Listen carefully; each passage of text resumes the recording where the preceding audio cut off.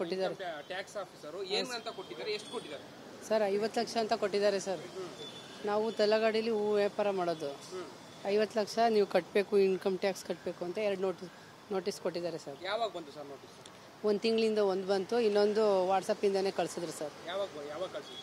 1 ವಾರ ಆಯಿತು ಸರ್. ಏನು ಹೇಳ್ತಾ ಇದ್ದಾರೆ? ಭೇಟಿಯಾಗಿಲ್ಲ. ಒಂದ್ಸಲ ಹೋಗಿದ್ವಿ ಸರ್. ನೀವು ಆಡಿಟ್ ಕರ್ಕೊಬನ್ನಿ ಅಂತ ಹೇಳಿದ್ರು ಸರ್ ಅವರು. ನೆಕ್ಸ್ಟ್ಗೆ ಬಂದು ಇದು ಮಾಡಲಿಲ್ಲ ಅಂದರೆ ಕ್ರಮ ಕೈಗೊಳ್ತೀವಿ ಅಂತ ಹೇಳ್ತಾ ಇದ್ದಾರೆ.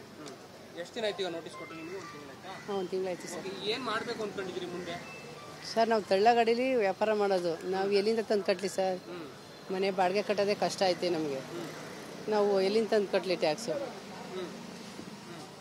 ಯಾವ ಊರವ್ರು ಸರ್ ತಾವು? ಎಲ್ಲಿಯವರು? ಯಾವ ಏರಿಯಾದವರು ಸರ್? ನಾವು ಉಳ್ಳಾಳು ಯೂನಿವರ್ಸಿಟಿ ಕ್ವಾರ್ಟರ್ಸ್ ಅವರು ಸರ್. Ullal main road. ಎಷ್ಟು ವರ್ಷದಿಂದ ಹೂವಿನ ವ್ಯಾಪಾರ ಮಾಡ್ತಾ ಇದ್ದೀವಿ? ನಾವು ಅಲ್ಲೇ ಒಂದು 10 ವರ್ಷದಿಂದ ಹೂವಿನ ವ್ಯಾಪಾರನೇ ಮಾಡ್ತಾಯಿದ್ದೀವಿ ಸರ್. ಆನ್ಲೈನ್ ಮುಖಾಂತರ? ಹಾಂ ಸರ್. ಈ ಫೋನ್ಪೇ ಎಲ್ಲ ಬಂದಮೇಲೆ ಅದರಿಂದನೇ ನಾವು ಮಾಡ್ತಾಯಿದ್ದೀವಿ. ಅದರಿಂದನೇ ಮಾಡ್ತಾಯಿದ್ದೆ ಸರ್. ಅದು ಇಬ್ಬರು ವ್ಯಾಪಾರ ಮಾಡ್ತಿದ್ದೆ, ಎಲ್ಲ ಒಂದಕ್ಕೇ ಫೋನ್ಪೇ ಮಾಡಿಸ್ತಿದ್ದೆ ಸರ್. ಯಾರ್ಯಾರು? ನಮ್ಮ ಬೇರೆ ಬೇರೆ ಕಡೆ ಒಂದೇ ಅಕೌಂಟಿಗೆ ಬರ್ತೈತೆ ಸರ್.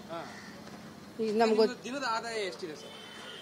ಒಂದು ದಿನದ ಆದಾಯ ಅಂತ ಹೇಳೋಕ್ಕಾಗಲ್ಲ ಸರ್. ಈಗ ಹೂವು ಕೊಡೋ ಹತ್ರ ನಮ್ಮ ಹತ್ರ ದುಡ್ಡು ಇಸ್ಕೊತಾರೆ. ಅಲ್ಲಿ ಯಾವುದು ಸ್ಲಿಪ್ ಏನು ಕೊಡೋದಿಲ್ಲ. ಇಲ್ಲಿ ಫೋನ್ಪೇ ಮಾಡ್ತಾರೆ. ಹೆಂಗೆ ಲೆಕ್ಕ ಗೊತ್ತಾಗುತ್ತೆ ಸರ್? ಏನಿಲ್ಲ ಸರ್, ನಮ್ಮನ್ನು ಕಟ್ಟಿ ಅಂತಂದರೆ ಅದು ಏನಾದ್ರು ಮಾಡ್ಕೊಂಡು ಸಾಯ್ಬೇಕಷ್ಟೇ ಸರ್. ಸೋಮೇಗೌಡ ಸರ್, ಉಳ್ಳಾಳು. ರೆಡಿ ಸರ್, ಹೇಳಿ. ಈಗ ನಿಮಗೂ ನೋಟಿಸ್ ಬಂದಿದೆಯಾ? ನಿಮ್ಗೇನು ಭಯ ಆಗ್ತಾ ಇದೆ ಸರ್? ಈಗ ನಮ್ಮ ಸ್ನೇಹಿತರಿಗೆಲ್ಲವರೆಗೂ ನೋಟಿಸ್ ಬಂದಿದ್ದಾರೆ.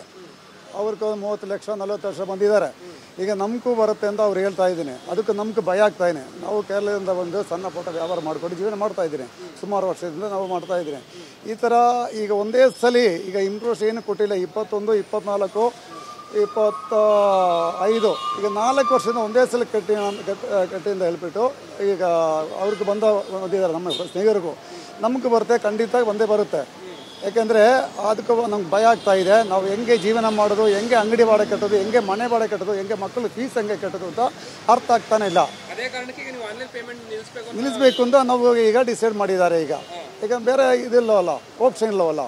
ಈಗ ನಮ್ಮದು ವ್ಯಾಪಾರದಲ್ಲಿ ನಮ್ಮ ಮಾರ್ಜಿನ್ ಭಾಳ ಕಮ್ಮಿ. ಹಾಲು ವ್ಯಾಪಾರ ನಮ್ಗೆ ಗೊತ್ತಿದೆ. 1 ಲೀಟ್ರ್ ಹಾಲು ಮಾರಿದ್ರೆ ನಮ್ಗೆ 1 ರೂಪಾಯಿ ಸಿಗುತ್ತೆ. ಈ 1 ರೂಪಾಯಿಸಲ್ಲಿ ನಾವು ಟ್ಯಾಕ್ಸ್ ಹೆಂಗೆ ಕಟ್ಟೋದು, ನಾವು ಮನೆ ಅದು ಹೆಂಗೆ ನೋಡೋದು, ಮಕ್ಕಳು ಫೀಸ್ ಕಟ್ಟೋದು ಹೆಂಗೆ, ಅಂಗಡಿ ಬಾಡಿಗೆ ಕಟ್ಟೋದು ಹೆಂಗೆ, ಮನೆ ಬಾಡಿಗೆ ಕಟ್ಟೋದು ಹೆಂಗೆ? ಆನ್ಲೈನು ಕ್ಯಾನ್ಸಲ್ ಮಾಡುವಂಥ ಪ್ಲಾನಿಂಗ್ ಮಾಡ್ತಾನೆ. ಆನ್ಲೈನು ಕ್ಯಾನ್ಸಲ್ ಮಾಡಿದ್ರೆ ನಮಗೆ ವ್ಯವಹಾರ ಆಗಲ್ಲ. ಅದಕ್ಕೆ ಇದೇನೇ ಬೇಡ, ವ್ಯಾಪಾರನೇ ಬೇಡ, ನಿಲ್ಲಿಸೋಣ ಅಂತ ಪ್ಲಾನಿಂಗ್ ಮಾಡಿದ್ದಾರೆ. ಈಗ ಬೇರೆ ಆಪ್ಷನ್ ಇಲ್ಲವಲ್ಲ. ಕ್ಯಾಶಲ್ಲಿ ಮಾಡೋಣ. ಕ್ಯಾಶ್ ಯಾರು ಕೊಟ್ಟಿಲ್ಲ ಅಂದರೆ ನಮ್ಗೆ ಅಂಗಡಿ ಬಾಡಿಗೆ ಕಟ್ಟೋಕ್ಕಾಗಲ್ಲ, ಮನೆ ಬಾಡಿಗೆ ಕಟ್ಟೋಕ್ಕಾಗಲ್ಲ. ಇಲ್ಲಿಂದ ಕೇರಳಕ್ಕೆ ಹೋಗೋಣ ಅಂತ ನಾನೀಗ ಪ್ಲಾನ್ ಮಾಡಿದ್ದಾರೆ. ಈಗ ನಾವು ನಮ್ಮ ಸ್ನೇಹಿತರು ಎಲ್ಲರೂ